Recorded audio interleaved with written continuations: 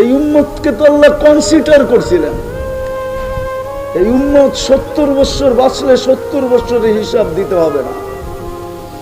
দুই ভাবে কনসিডার আছে। প্রথম 15 বছর মাফ, নিষ্পাপের খাতায় লেখা, যতক্ষণ পর্যন্ত প্রাপ্য বয়স্ক না হয়। রফিয়াল কালাম সবই হাত্তা ইয়াবলুগ, যতক্ষণ পর্যন্ত প্রাপ্ত বয়স্ক না হবে নিষ্পাপের খাতায় লেখা। যতক্ষণ ঘুমাবে কলম উঠানো থাকবে, বিরুদ্ধে কিছু লিখবে না। এই উম্মতের জন্য দুটা বাদ দেন, আর কত রইল? শুধু এতটুকের বিনিময়ে জান্নাত দিয়া কিনবে। কথা শুরু ছিল দুনিয়ায় কে কত দামি আমার বিষয় না, এটা আমার আলোচ্য বিষয় না, এদিকে চাইতেই চাই না। বিষয় হলো আমি আল্লাহর কাছে কতটুকু দামি। আল্লাহ আমাকে জান্নাত দিয়ে কিনবেন কিনা, কিনার জন্যই তো, কিনতে তো চাইছিলেন, নাইলে মুসলমানের ঘরে কেন পাঠাবে, নাইলে উম্মতে মুহাম্মদী কেন বানাবে? এক রাত্র 83 বছর ইবাদত কেন দিবে? 5 ওয়াক্ত পড়লে 1350 ওয়াক্তের সওয়াব কেন দিবে? বলেন না দামরাইয়ের মানুষগুলা, আপনার এই দামরাইয়ের বড় লোকরা কোথায় থাকে? আরে বলেন না, বিল্ডিং এ থাকে, দামরাইতে থাকে? কোথায় থাকে? ঢাকা।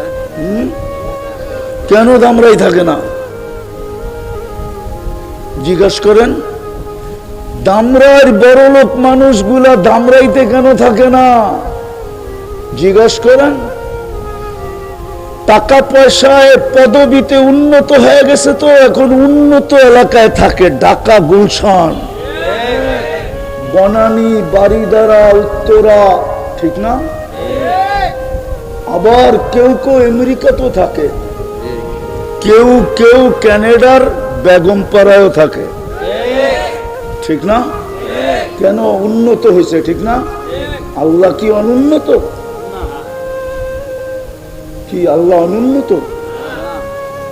না, মনে আল্লাহ উন্নত না, ঠিক না? না, উন্নত। আল্লাহ উন্নত না, মনে হয় আল্লাহ উন্নত। স্বীকার করেন? কে কে স্বীকার করেন যে আল্লাহ উন্নত? পাক্কা? আল্লাহ উন্নত। এটা বলেন যে সবাই উন্নতি পাইছে আল্লাহর থেকে নিয়ে উন্নত। আসল উন্নত তো আল্লাহই। সবাই আল্লাহর কাছ থেকে ভিক্ষা নিয়ে উন্নত। কি নিয়া? মাঝে মাঝে দেখেন না পেপারে আসে ভিক্ষুকেরও 7 তলা বাড়ি। আমরা সব ভিক্ষুক উন্নত হয়েছি কার থেকে নিয়া? যদি আল্লাহ উন্নত হয় তো আপনাদের গ্রামে গ্রামে ঘরটা দিলেন কেন? দুনিয়ার মানুষ তো উন্নত হইলে উন্নত সোসাইটিতে চলে যায়, উন্নত দেশে চলে যায়, উন্নত এরিয়ায় চলে যায়, উন্নত স্কুলে ছেলে পেলেদেরকে পড়ায়, উন্নত মানের খাওয়া দাওয়া, উন্নত মানের পোশাক, উন্নত মানের গাড়ি সারি। আল্লাহ সবার চেয়ে উন্নত। আল্লাহ নিজের ঘরটা আপনাকে গ্রামে গ্রামে কেন দিলেন? পাড়ায় পাড়ায় কেন দিলেন? মহল্লায় মহল্লায় কেন দিলেন? দামরাইতে তো অজয় পাড়াগায় আছে, ঠিক না? নাই? এখনো যোগাযোগ ব্যবস্থা ভালো না, এরকম গ্রাম নাই? আছে, কিন্তু ওইখানেও তো মসজিদ আছে, আছে না? কেন দিলেন নিজের ঘরটা? মসজিদ কার ঘর? হ্যাঁ, আল্লাহ তো মসজিদ বানানোর কোন শর্ত দেয় নাই যে আমার মসজিদ এরকম পাথর দিয়ে হইতে হবে, এরকম আর্কিটেকচার দিয়ে হইতে হবে, এরকম ডিজাইনার দিয়ে হইতে হবে, এরকম জায়গা হইতে হবে। মসজিদ বানানোর কোন শর্ত আছে? না, না, শুধু অক্ষকৃত হইলেই হয়েছে, ঠিক না? কেন দিলেন আল্লাহ ঘরটা? আরে বলেন না, দুনিয়ার মানুষ তো উন্নত হইলেই উন্নত জায়গায় দৌড় দেয়। কেউ আমেরিকা, কেউ কানাডা, কেউ অস্ট্রেলিয়া। চিনি আমি দামরাইয়ের মানুষ যারা আমেরিকায় থাকে, সূর্য যেখানে ডোবে ওইখানেই বলতে বলতে ডুববে, লান আউদ ফি হায়াতিকা আবাদা। হতে পারে কালকে আর তোমরা কেউ আমাকে উঠতে দেখবে না। হ্যাঁ হ্যাঁ, সাভারের মানুষ, আমি চিনি ওই জায়গা যেখানে ঈসা আলাইহিস সালাম দাঁড়ায় জিজ্ঞাসা করছিলেন, কাইফা দাম্মারাকুমুল্লাহু তাদমীরা, আল্লাহ তোমাদেরকে সমূলে কিভাবে ধ্বংস করলেন? তো মাটির নিচের থেকে জবাব আসছে, বিতনা বিল আফিয়া, আমরা নিশ্চিন্তে ফুর্তি করতে করতে ঘুমায় গেছি। আমি যুবকদের পায়ে হাত দিয়ে জিজ্ঞাসা করি, ওরা তো এই পর্যন্ত ঘুমায় না যতক্ষণ পর্যন্ত ওদের চোখ ওদেরকে বাধ্য না করে, অতক্ষণ পর্যন্ত তো ফেসবুকে দেখতে থাকে, নেটের ভিতরে দৌড়াইতে থাকে। যখন চোখ বাধ্য করে আর মেলা রাখতে পারে না, তখন হয়তো মোবাইলটা বুকে রেখা ডাইন দিকে বাম দিকে রেখা ঘুমায় যায়। এটাই তো সত্য। হ্যাঁ, আমরা সারা রাত্র ঘুরি, প্রোগ্রাম তো ফিরতে হয়, রাত্র 1টা-1:30টার সময় দেখি সাদা দাড়ি পাকালা, দাড়ি পাইকা গেছে, ওই 1:30টার সময় 4 দোকানে টেলিভিশন দেখতেছে। নাই? হ্যাঁ, মাঝে মাঝে তো মনে চায় গাড়িটা থামায় ওনাকে ধরে চড়ায় একটু কাঁদি, যে এই বয়সে টেলিভিশন, এই 1:30টার সময়, অথচ আল্লাহ তো এখনই ডাকতেছে। 11:30টার কাছাকাছি রাতের 3 ভাগের 1 ভাগ অতিবাহিত হয়ে গেছে।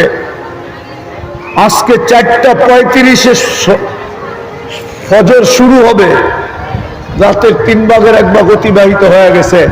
এখন তো আল্লাহ ডাকতেছেন, দুনিয়ার সমস্ত নিয়মকে ভঙ্গ করা, দুনিয়ার রীতি হলো, নীতি হলো, আসামিকে ধরা হলো ক্রেডিট, আসামিকে হাত করা পড়ানো হলো গৌরবের বিষয়, বেড়ি পড়ানোর গৌরবের বিষয়, কাঠগোড়ায় দাঁড় করানো গৌরবের বিষয়, সুলিতে চড়ানো গৌরবের বিষয়।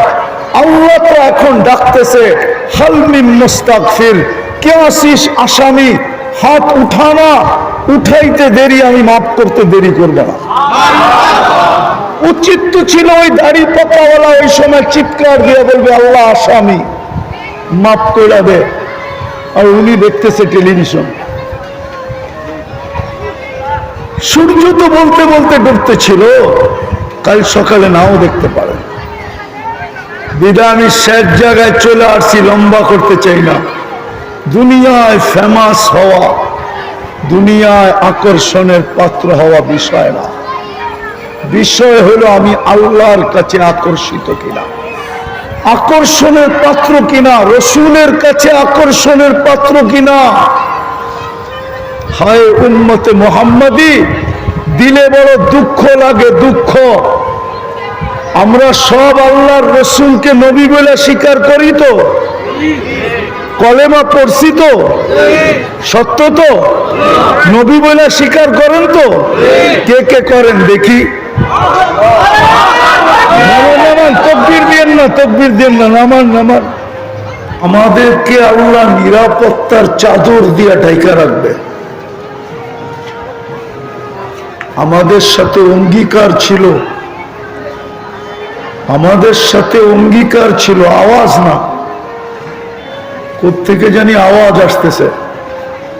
আমাদের সাথে অঙ্গীকার ছিল, লাহুম রিজকুন কারীম, তোমাদেরকে আমি পাখির মতো পালবো, পাখির মতো।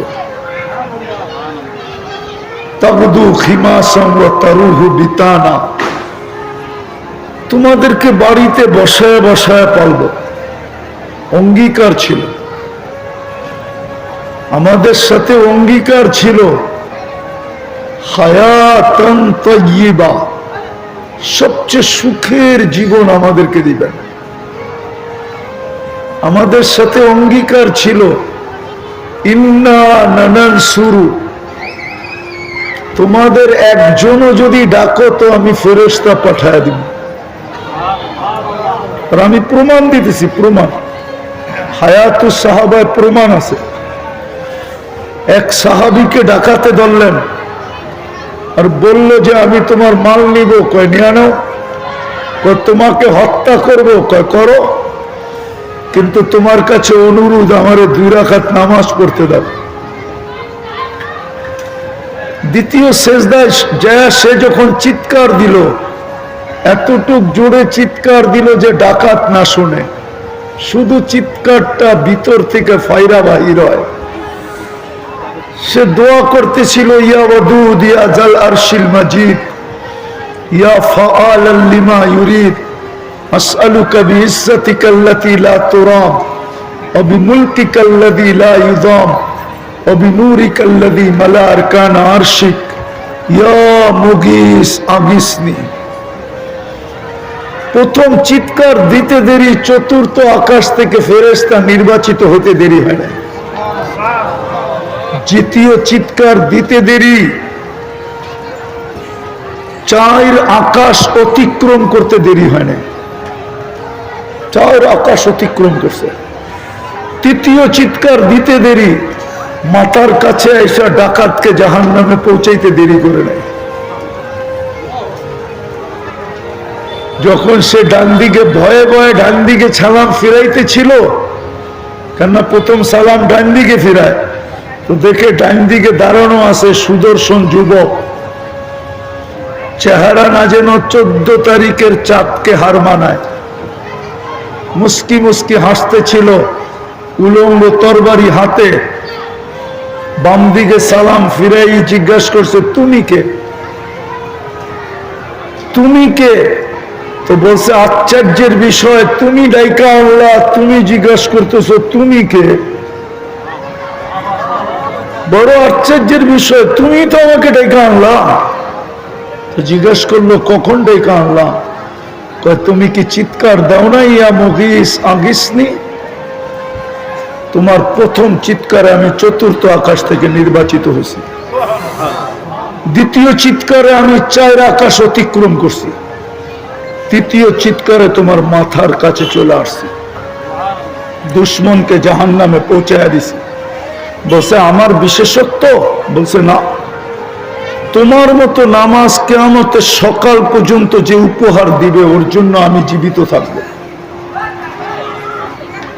যেখানে একজনের জন্য আকাশ থেকে সাহায্য আসতো, আজকে 60 লক্ষ ফিলিস্তিনি। একটু পরেই 2 বছর হইতে চলবে। এখন ঘড়ির কাঁটা 11টা বাজে, 12টা 1 মিনিটে 2 বছর হবে যুদ্ধের। ভালো মতে বুঝি, কিন্তু কাজে দিবে। ভালো মতে বুঝি, আর 1 ঘন্টা 2 মিনিট পরে 2 বছর ফিলিস্তিনের যুদ্ধের পুরা হবে। একটা রুটি টুকরার জন্য বাচ্চা মরতেছে, 1 বোতল পানির জন্য কাতরায় কাতরায় মরতেছে। 60 লক্ষ ফিলিস্তিনি। বাদ দিলাম অর্ধেক, পশ্চিম তীর বাদ দিলাম, গাজায় তো 30 লক্ষ। ফেরেশতা আসে না কেন? অঙ্গীকার তো ছিল নানান শুরু, একজন চাইলেও সাহায্য পাঠায় দিব। এখন তো 30 লক্ষ চাইতেছে, না চায় না? হ্যাঁ, এখন তো 200-250 কোটি চাইতেছে। আপনারা কি চান না? হ্যাঁ, চান না? 250 কোটি মুসলমান চায় না গাজায় সাহায্য আসুক, আকাশ থেকে ফেরেশতা নামুক? চায় না? ওই 2 বছর তো হয়ে গেল। 365-কে 2 দিয়ে পূরণ দিলে কত দিন হয়? 365 দিনে 1 বছর। 2 বছর হয়ে গেল, 2 বছর। এই তো 1 ঘন্টা 2 মিনিট পরেই 2 বছর। 1 ঘন্টা 2 মিনিট পরে 7 তারিখ শুরু হবে। আজকে 6 তারিখ শেষ। অক্টোবরের 7 তারিখে 2 বছর পুরা হবে ফিলিস্তিনের যুদ্ধ। তো বুঝাইতে চাইতেছিলাম, বড় মনোযোগ। কেননা বেশি দিন থাকবো না এখানে, বেশি দিন থাকার সুযোগ নাই। কথা শুরু হয়েছিল এখান থেকে যে আল্লাহর হুকুম যত মানব তত দামি হব, আর আল্লাহর হুকুম মানব না তো যতই দামি হওয়ার চেষ্টা করি। কোরআন এই উম্মতকে বুঝাইছিল, কিন্তু এই উম্মত বোঝে নাই। কোরআন বড় সুস্পষ্ট বুঝাইছিল যে ওয়ালান তারদা আনকাল ইহুদ ওয়ালান নাসারা হাত্তা তাত্তাবিয়া মিল্লাতাহুম। আল্লাহ ঘোষণা দিয়েছিলেন উম্মতে মুহাম্মাদি, আমি তোমাদেরকে নিজের হাতে বাছাই করা উম্মতে মুহাম্মাদি নির্বাচিত করছি। কান খোলা শুনে নাও। আমি আপনাদেরটা জানি না, আমার ধারণা হলো আমাকে যখন আল্লাহ হাজারো না লক্ষ না কোটি মানুষের ভিতর থেকে যখন আমি আল্লাহর কুদরতি চোখে আসছি, তখন মনে হয় আমাকে উঠায়া বলছে তোকে উম্মতে মুহাম্মদী বানাইলাম। এরকম বাছাই করছেন। কোরআন বলে হুয়াজ তাবাকুম, আল্লাহ বলে তোমরা আমার কুদরতি হাতে বাছাইকৃত। ওই উম্মতকে আল্লাহ বলতেছেন লান তারদা। আমি যুবকদেরকে বলতে চাইতেছি, যুবক ভালো মতো শোনো, কাজে দিবে। যতই তুমি রঙিন হও না কেন অন্যের সাজে, দুই সম্প্রদায়ের সাজে যতই রঙিন হই না কেন, অন্যদের সাজে যতই রঙিন হই না কেন, আল্লাহর গ্যারান্টি বিন্দু পরিমাণ না, বালুর কণা পরিমাণ ভালোবাসা তোমাদের জন্য ওদের দিলে আমি পয়দা হতে দিব না, না, না, না, না। আমার সমাজ যতই ওদের রঙে রঙিন হোক না কেন, আমার কথা ভালো মতো নোট করেন, যাকে আল্লাহ সদ ইচ্ছায় মুহাম্মদুর রাসূলুল্লাহ সাল্লাল্লাহু আলাইহি ওয়াসাল্লামের উম্মত বানাইছেন আর শ্রেষ্ঠত্বের মুকুটটা মাথায় পড়াইছেন, ও যতই অন্যদের রঙে রঙিন হোক, যতই রঙিন হোক, কসম খোদার আল্লাহ গ্যারান্টি দিয়ে বলতেছেন লান তারদা। আপনি লান বুঝবেন না, লান ওলামারা বোঝে। কোন দিন তোমাদের জন্য বিন্দু পরিমাণ ভালোবাসা আমি হইতে দিব না। তাইলে যুবক, ওদের স্টাইলে চুল কেটে লাভ কি? ওদের সাজে সজ্জিত হয়ে লাভটা কি? দুনিয়াই শেষ। কয়দিন এইখানে ফেমাস হইলে আপনি কয়দিন ফেমাস হবেন আমাকে বলেন? দুনিয়ার ফেমাসত্বের ধারা দুইটা, যতদিন বেঁচে থাকবেন অতদিন ফেমাস, মরে গেলেন আর কেউ খবর নেবে না। প্রমাণ দিমু প্রমাণ। কার কার মা বাবা নাই হাত উঠান, নামান। একজনও হবে কিনা জানি না, ডেলি মা বাবার জন্য 2 রাকাত নফল পড়ে। একজনও এখানে আছে কিনা আমি জানি না, যাদের বাবা নাই মা নাই। তাইলে মা বাবাই যখন আপনার কাছে আকর্ষণের পাত্র এখন রইল না, তো আপনি মরার পরে কার কাছে আকর্ষণের পাত্র থাকবেন? 2 রাকাত তো পড়ি না।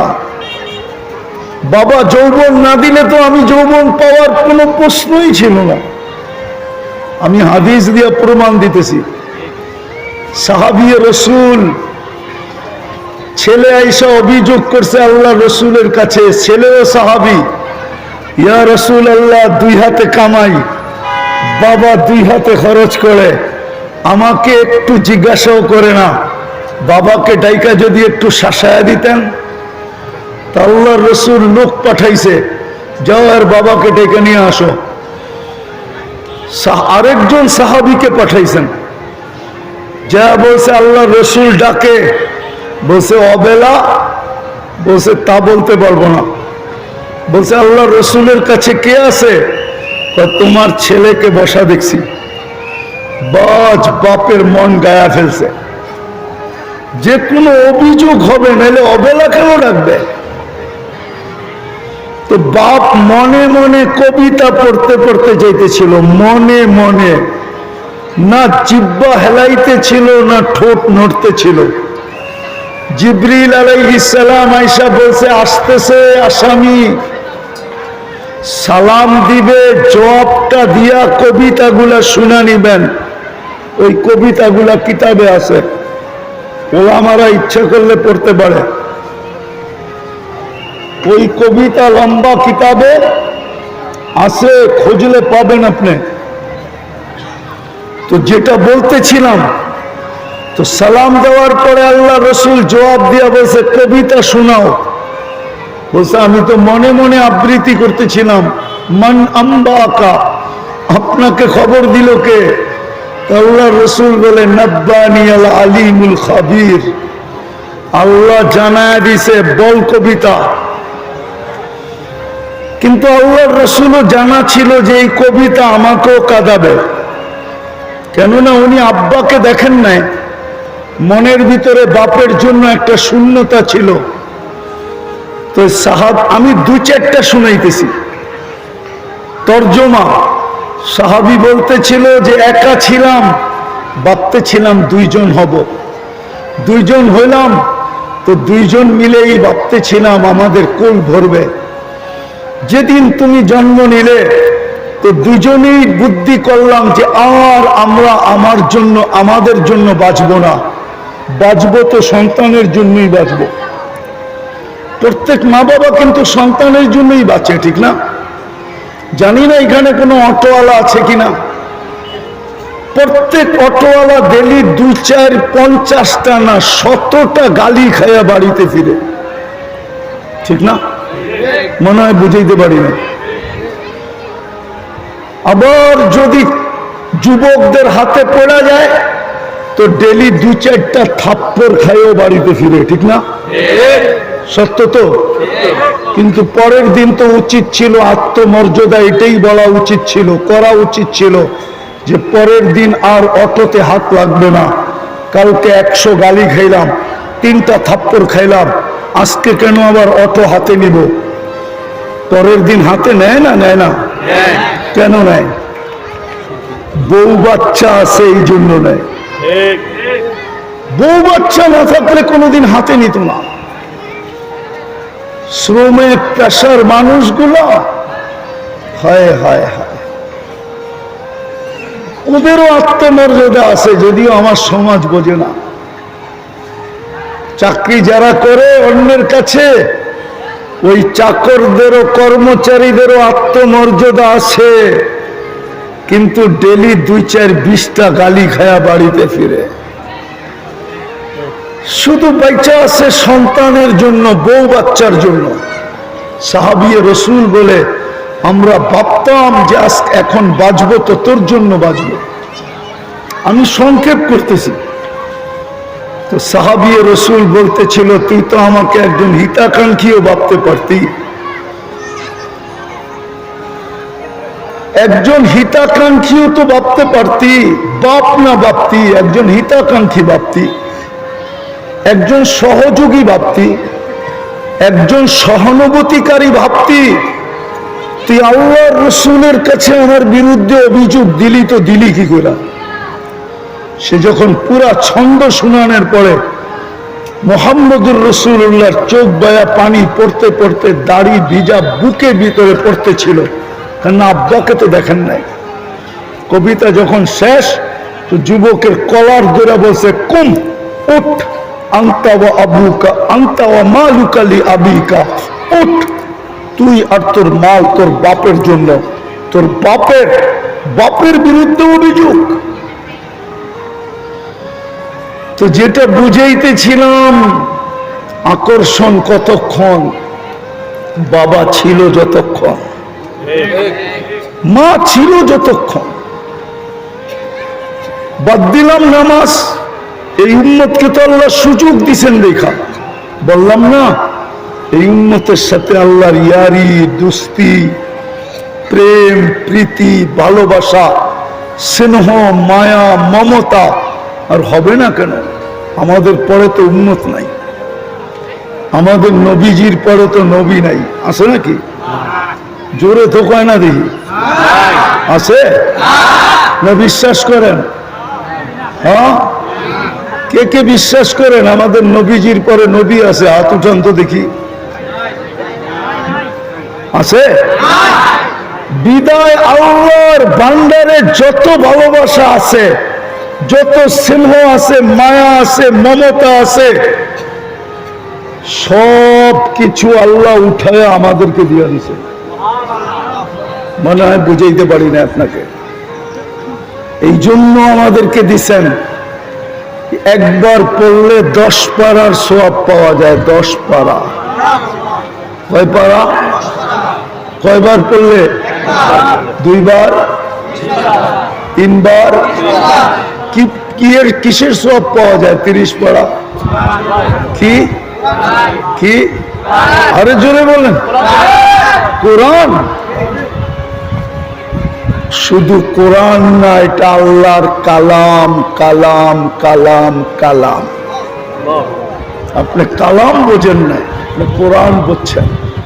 কালাম বুঝতেন যদি আমার মতো তুর পাহাড় দেখতেন। তুর পাহাড় দেখেন না তো কালাম বুঝবেন কোথেকে? ওইখানে গেলে মনের ভিতরে প্রথম ধাক্কা দেয় যে মুসা আলাইহিস সালাম তো এইখানে দাঁড়াই কথা বলতেন, ঠিক না? ঠিক না?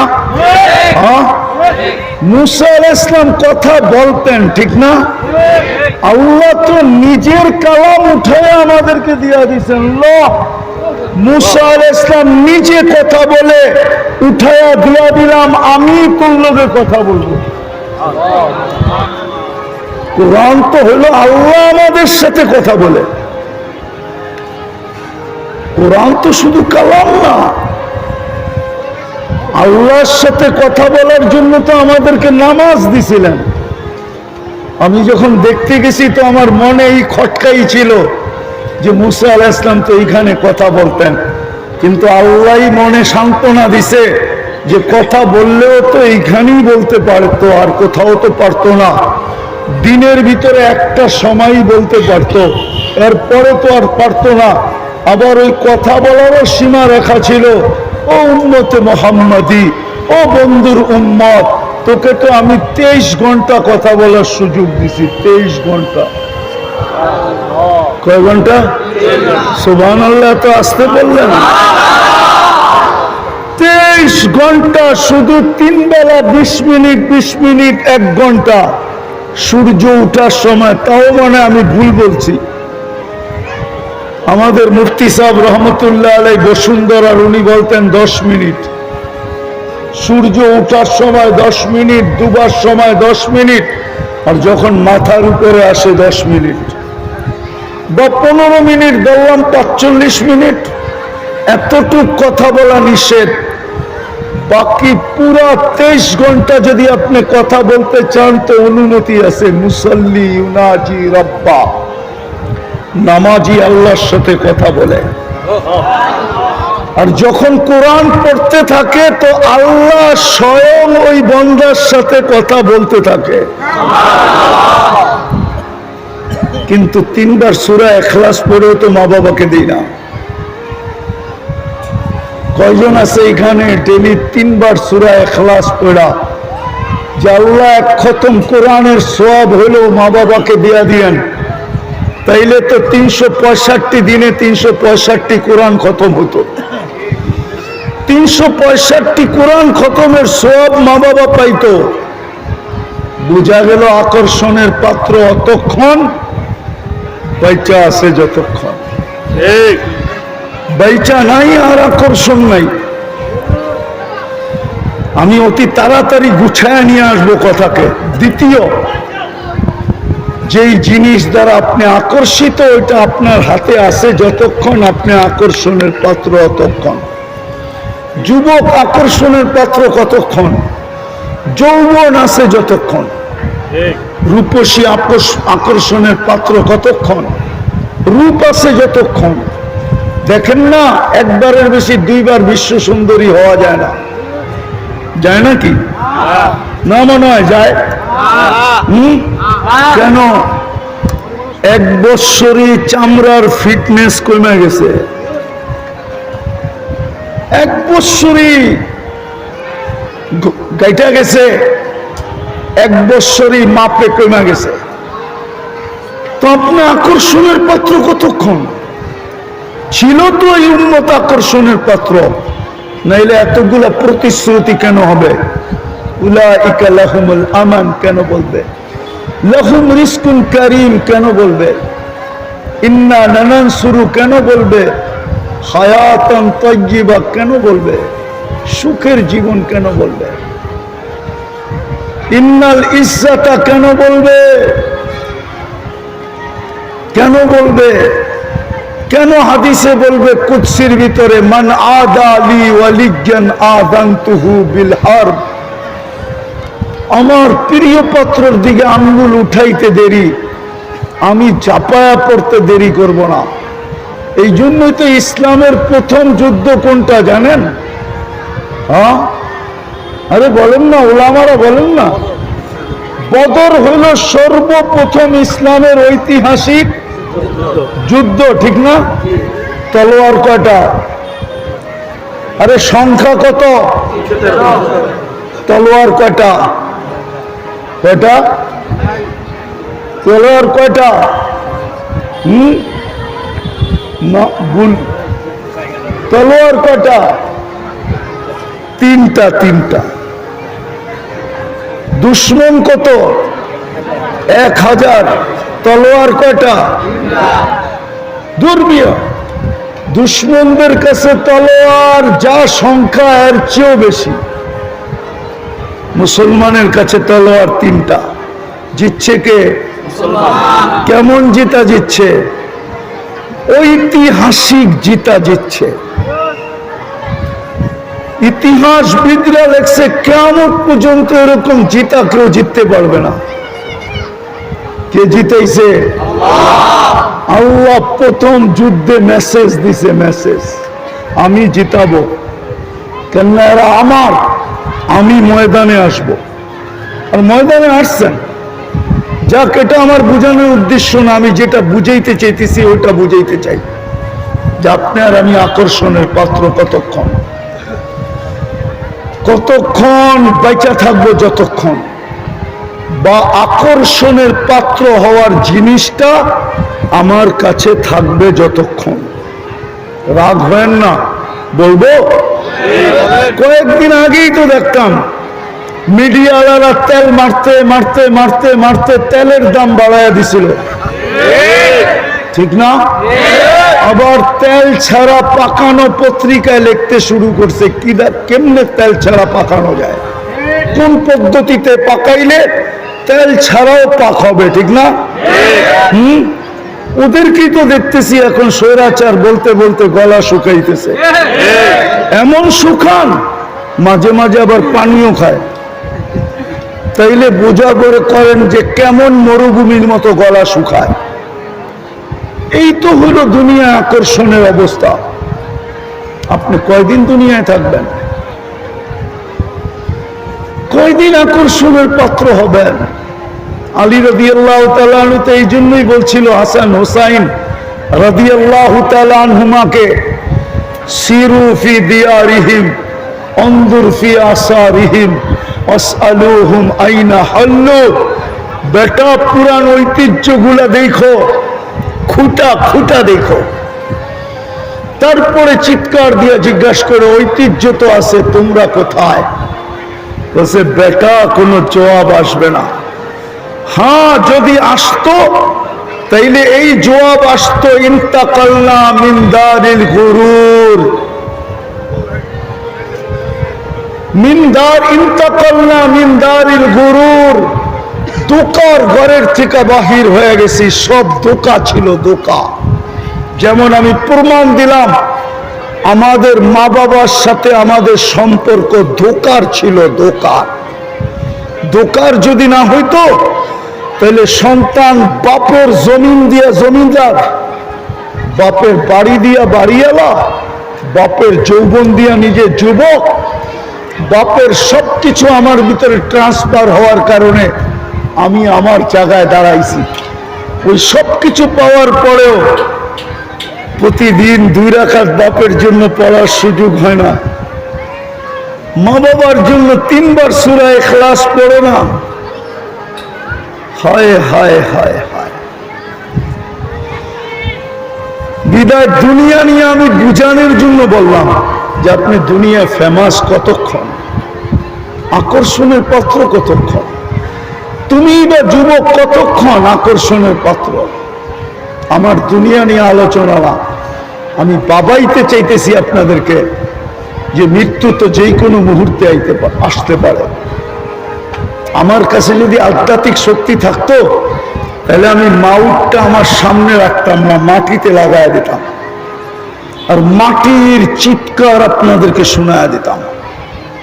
মাটি চিৎকার দিতেছে তামশি আলা গহরি মাসিরুকা ফি বাতনি, মাটি চিৎকার দিতেছে তাজহাকু আলা জহরি সাতাবকি ফি বাতনি, মাটি চিৎকার দিতেছে আতাসুরু আলা গহরি সাতাহজানু ফি বাতনি, মাটি চিৎকার দিতেছে তাকুলুকাল আলওয়ানু আলা গহরি সাতাকুলুকা দুদু ফি বাতনি। তুমি আমার পেটে চলমান, অচিরেই তুমি আমার পেটে আসবে। তুমি আমার পেটে হাসো, হতে পারে তুমি আমার পেটে কাঁদবে। তুমি আমার পিঠে ফুর্তি করো, হতে পারে আমার পেটে তুমি দুঃখের সমুদ্রে ডুববে। তোমাকে রং তামাশা আমার পিঠে খাইতেছে, অচিরেই তোমাকে আমার পেটে কিরা মাকড় খাবে, পোকা মাকড় খাবে তোমাকে অচিরেই। জমিন প্রতিদিন পদধ্বনি দিতে আওয়াজ দিতেছে শতবার। যদি পারতাম তাহলে লাউড স্পিকার আজকে সূর্যের সময় ডুবার সময় লাগায়া সারা বাংলাদেশকে শোনায়া দিতাম যে সূর্য কি বলতে বলতে ডুবতেছে। সূর্য যেখানেই ডুবে ওইখানেই বলতে বলতে ডুবে লান আউদ ফি হায়াতিকা আবাদা। হতে পারে কালকে আর তোমরা কেউ আমাকে উঠতে দেখবে না। হ্যাঁ হ্যাঁ, সাভারের মানুষ, আমি চিনি ওই জায়গা যেখানে ঈসা আলাইহিস সালাম দাঁড়ায় জিজ্ঞাসা করছিলেন কাইফা দাম্মারাকুমুল্লাহু তাদমিরা, আল্লাহ তোমাদেরকে সমূলে কিভাবে ধ্বংস করলেন। তো মাটির নিচের থেকে জবাব আসছে বিতনা বিল আফিয়া, আমরা নিশ্চিন্তে ফুর্তি করতে করতে ঘুমায় গেছি। আমি যুবকদের পায়ে হাত দিয়ে জিজ্ঞাসা করি, ওরা তো এই পর্যন্ত ঘুমায় না যতক্ষণ পর্যন্ত ওদের চোখ ওদেরকে বাধ্য না করে, অতক্ষণ পর্যন্ত তো ফেসবুকে দেখতে থাকে, নেটের ভিতরে দৌড়াইতে থাকে। যখন চোখ বাধ্য করে আর মেলা রাখতে পারে না, তখন হয়তো মোবাইলটা বুকে রেখা ডাইন দিকে বাম দিকে রেখা ঘুমায় যায়। এটাই তো সত্য। হ্যাঁ, আমরা সারা রাত্র ঘুরি, প্রোগ্রাম তো ফিরতে হয়। রাত্র 1টা-1:30টার সময় দেখি সাদা দাড়ি পাকালা, দাড়ি পাইকা গেছে, ওই 1:30টার সময় 4 দোকানে টেলিভিশন দেখতেছে। নাই? হ্যাঁ, মাঝে মাঝে তো মনে চায় গাড়িটা থামায় ওনাকে ধরে চড়ায় একটু কাঁদি যে এই বয়সে টেলিভিশন, এই 1:30টার সময়, অথচ আল্লাহ তো এখনই ডাকতেছে। 11:30টার কাছাকাছি রাতের 3 ভাগের 1 ভাগ অতিবাহিত হয়ে গেছে। আজকে 4:35-এ ফজর শুরু হবে, রাতের 3 ভাগের 1 ভাগ অতিবাহিত হয়ে গেছে। এখন তো আল্লাহ ডাকতেছেন দুনিয়ার সমস্ত নিয়মকে ভঙ্গ করা। দুনিয়ার রীতি হলো, নীতি হলো, আসামিকে ধরা হলো ক্রেডিট, আসামিকে হাত করা পড়ানো হলো গৌরবের বিষয়, বেড়ি পড়ানোর গৌরবের বিষয়, কাঠগোড়ায় দাঁড় করানো গৌরবের বিষয়, শুলিতে চড়ানো গৌরবের বিষয়। আল্লাহ তো এখন ডাকতেছে হাল মিন মুস্তাগফির, কে আসিস আসামি, হাত উঠানা, উঠাইতে দেরি, আমি মাফ করতে দেরি করব না। উচিত তো ছিল ওই দাড়ি পাকাওয়ালা ওই সময় চিৎকার দিয়ে বলবে আল্লাহ আসামি মাফ করে দে, আর উনি দেখতেছে টেলিভিশন। সূর্য তো বলতে বলতে ডুবতে ছিল, কাল সকালে নাও দেখতে পারে। বিদায় আমি শেষ জায়গায় চলে আসছি, লম্বা করতে চাই না। দুনিয়ায় ফেমাস হওয়া, দুনিয়ায় আকর্ষণের পাত্র হওয়া বিষয় না। বিষয় হলো আমি আল্লাহর কাছে আকর্ষিত কিনা, আকর্ষণের পাত্র কিনা, রসুলের কাছে আকর্ষণের পাত্র কিনা। হায় উম্মতে মুহাম্মাদি, দিলে বড় দুঃখ লাগে, দুঃখ। আমরা সব আল্লাহর রসুলকে নবী বলে স্বীকার করি তো, কলেমা পড়ছি তো, সত্য তো, নবী বলে স্বীকার করেন তো? কে কে করেন দেখি? নামান, তকবীর দেন না, তকবীর দেন না, নামান নামান। বলেন এই দুঃখ কোথায় রাখবো? আবু জাহেল যদি কাফের হইয়া, দুশ্মন হইয়া, হাজারো বার যদি এই চোখের কপালের চক্ষু দিয়া ডাইরেক্ট মুহাম্মদুর রাসূলুল্লাহকে দেখতে পারে, আমি তো ওনারই উম্মত, এই মজমায় কয়জন বলতে পারবে যে আমি স্বপ্নে হইলেও একবার দেখছি? বুঝাইতে পারি না, বুঝাইতে পারি না। উচিত ছিল চিৎকার দিয়া বুক ফাইটা যাওয়া, যে হয় কি করলাম, কেন নবীর কাছে আকর্ষণের পাত্র হইলাম না? যদি মুহাম্মদুর রাসূলুল্লাহর কাছে আকর্ষণের পাত্র হতাম, তাইলে তো অবশ্যই স্বপ্নে আমাকে এসে দেখা দিতেন। দেখি না দেখা দেয়, আরে দেখি না দেখা দেয়, কোনটা সত্য? ওলামা বলুক দেখা দেয় না দেখি? দেখা, আমাদেরকে তো দেখা দিল না। কয়জনকে দিল? আর রব্বে কাবার কসম, যাকে একবার দেখা দিছে ওর ভাগ্য খুলে গেছে, চিরজীবনের জন্য গেট খুলে গেছে, আর কোনোদিন কেউ বন্ধ করতে পারবে না। অথচ আবু জাহেল দেখলো, উতবা দেখলো, সাইবা দেখলো, আর আমি কলেমা পড়েও দেখলাম না। এই দুঃখ কি দিলে লাগে না? না, মনে হয় আপনাদের লাগে না। লাগবে কোত্থেকে? রাগ হয়ে যাবেন? হ্যাঁ, সাবার তো ছোটবেলার থেকেও চিনি, ঠিক না? বড়ই তো হইছি ঢাকা শহরে, রাগ হয়ে যাবেন মনে হয়। এক কাঠা বেচলেই তো কোটি টাকা, ঠিক না? তোর আল্লাহর রসুলের চোখে দেখার দরকার কি? কোটি না হোক লাখ লাখ তো দেখতেছি। যেখানে 1000 টাকা কাঠা ছিল, ওইখানে এখন কয়েক লক্ষ টাকা কাঠা। তো আল্লাহর রসুলের দর্শন দিয়ে কি করব, ঠিক না? না না না না, আবারও বলতেছি, কয়দিন? তো যেটা বুঝাইতেছিলাম, একটু চিন্তা করেন যে আমি আল্লাহর কাছে আকর্ষিত কিনা, আকর্ষণের পাত্র কিনা, রসুলের কাছে আকর্ষণের পাত্র কিনা। যদি পাত্র হইতাম তাইলে দেখা হতো, দেখা হতো, দেখা হতো। আমরা ছোটবেলা দেখছি, আমাদের সাথে যারা পড়তো ছোটবেলা, মক্তব পার হইয়া কিতাবখানায় পা দিতে দেরি, রসুলের দর্শন মিলতে দেরি হতো না। হ্যাঁ হ্যাঁ, আমাদের জমানায় দেখছি। কিন্তু এই জমানায় বড় দুঃখ লাগে, ছেলেরা দাওরায় হাদিস পড়ে, তখনও স্বপ্ন দেখে নাই বলে, তখনও দেখে না। তাইলে বুঝে গেল আমি আকর্ষণের পাত্র না।